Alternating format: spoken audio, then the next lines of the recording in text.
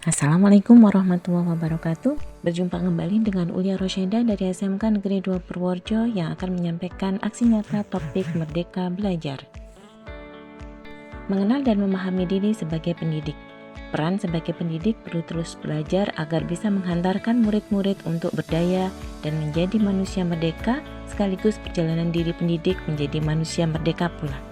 Menurut Ki Hajar Dewantara, manusia merdeka adalah manusia yang hidupnya bersandar pada kekuatan sendiri, baik lahir maupun batin, tidak tergantung pada orang lain.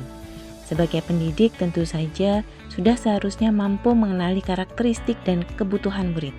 Akan tetapi, hal yang paling mendasar juga harus dimulai dari diri sendiri, yaitu mengenali kekuatan dan kelemahan diri.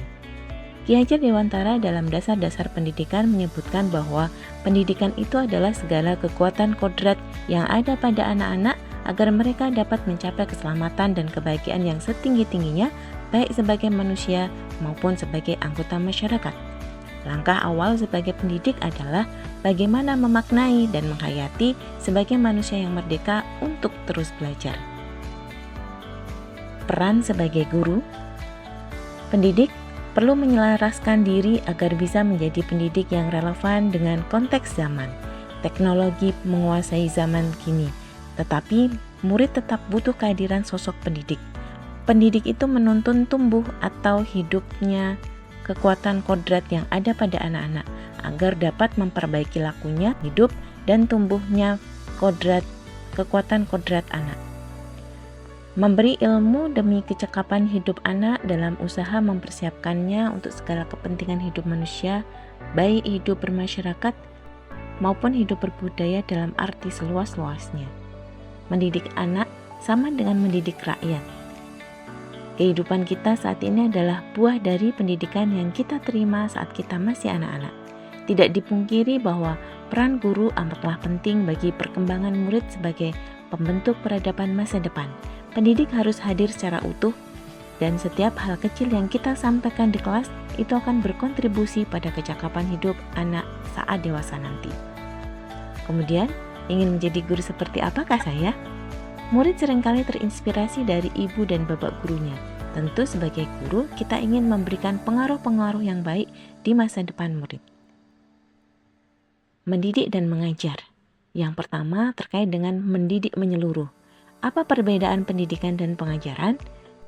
Pengajaran adalah suatu cara menyampaikan ilmu atau manfaat bagi hidup anak-anak secara lahir maupun batin.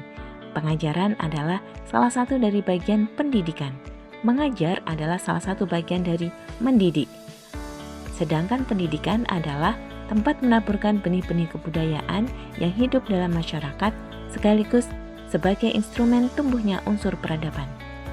Ki Hajar Dewantara pernah menyampaikan bahwa pendidikan sebagai tuntunan, yaitu tuntunan dalam hidup tumbuhnya murid.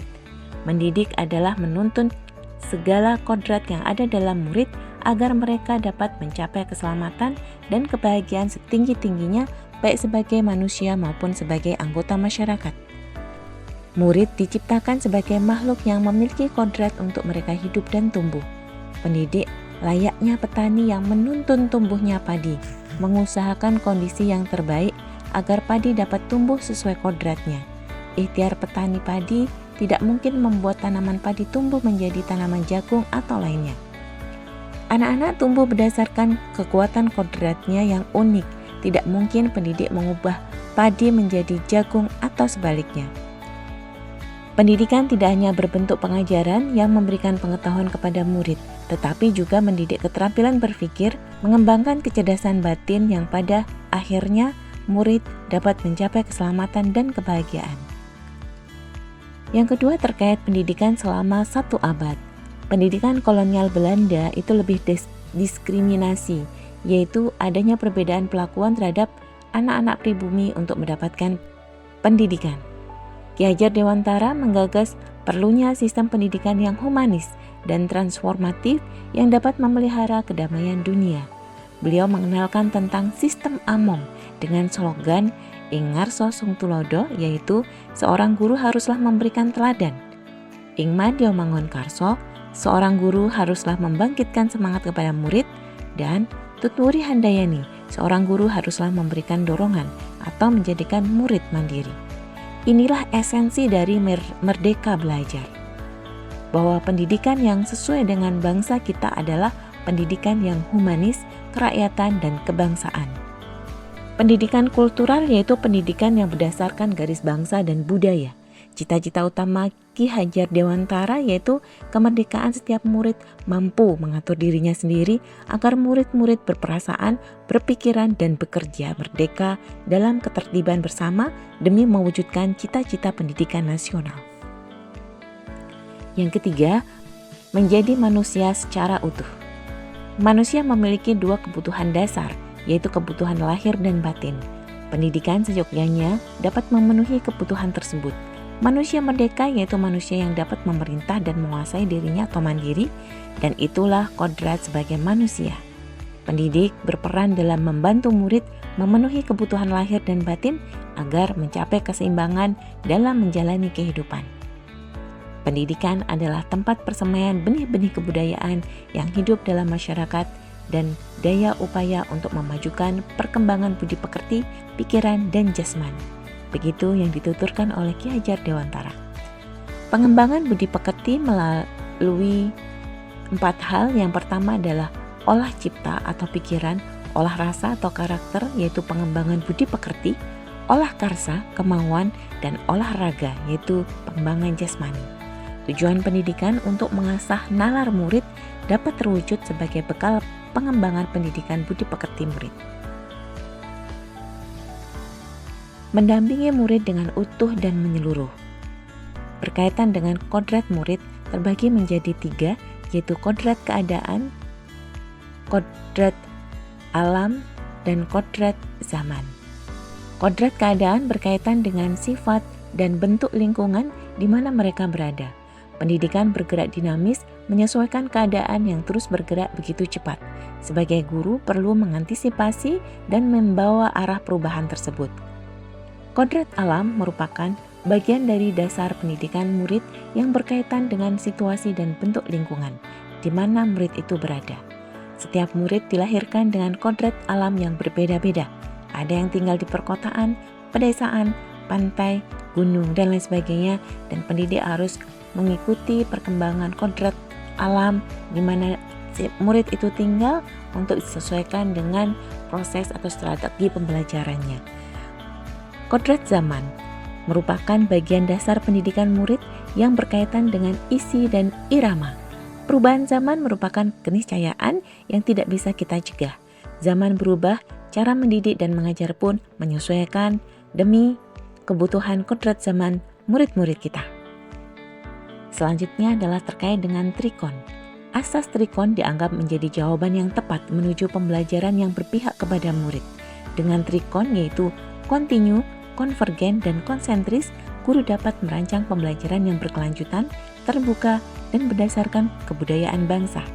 Peran guru adalah menentukan tujuan yang dipelajari, memantau proses perkembangan, dan membimbing murid untuk refleksi pengalaman belajar. Mendidik dan melatih kecerdasan budi pekerti. Dalam kecerdasan berpikir, murid harus dapat mengembangkan budi pekerti atau watak murid yang tidak hanya dibentuk di sekolah, tetapi dalam keluarga dan lingkungannya. Ki Hajar Dewantara tidak serta-merta menggunakan teori-teori barat dalam pendidikan nasional, karena beliau dengan cermat mengidentifikasi teori-teori yang sesuai dengan kepribadian bangsa. Pendidikan yang mengantarkan keselamatan dan kebahagiaan.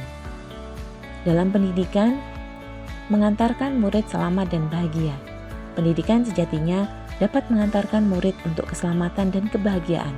Sistem Among bukan sekadar metode membimbing dan mendampingi murid belajar. Lebih dari itu, sebagai guru kita diharapkan memiliki mindset Among terlebih dahulu sebelum mempraktikkan metode Among. Kompetensi abad 21 menjadi kompetensi yang perlu dimiliki murid untuk menghadapi tantangan-tantangan ke depan. Untuk mencapai itu, pendidikan yang memerdekakan murid menjadi salah satu cara murid merdeka dalam belajar, menggali keingintahuannya dengan bimbingan guru. Yang kedua, menciptakan lingkungan pembelajaran terbaik murid. Guru membimbing dan mendampingi murid dalam proses belajarnya. Bukan hanya sekedar meningkatkan kecerdasan berpikirnya, melainkan juga secara tidak langsung berperan memperbaiki bangsa. Kita sepakat bahwa pendidikan bukan hanya tanggung jawab guru di sekolah, jadi perlu kerjasama dan kolaborasi antara keluarga, sekolah, dan masyarakat untuk mewujudkan lingkungan pembelajaran yang optimal bagi murid. Pada alam keluargalah anak mendapatkan dasar budi pekerti dan pendidikan sosial. Dalam hal ini, Bapak guru hebat juga termasuk adalah orang tua yang ada dalam keluarga. Demikian Bapak Ibu guru hebat yang saya sampaikan terkait aksi nyata dalam topik Merdeka Belajar. Semoga kita bisa menuntun murid-murid untuk menemukan kodrat dan mencapai kebahagiaan, keselamatan untuk masa depannya. Terima kasih atas perhatiannya. Wassalamualaikum warahmatullahi wabarakatuh.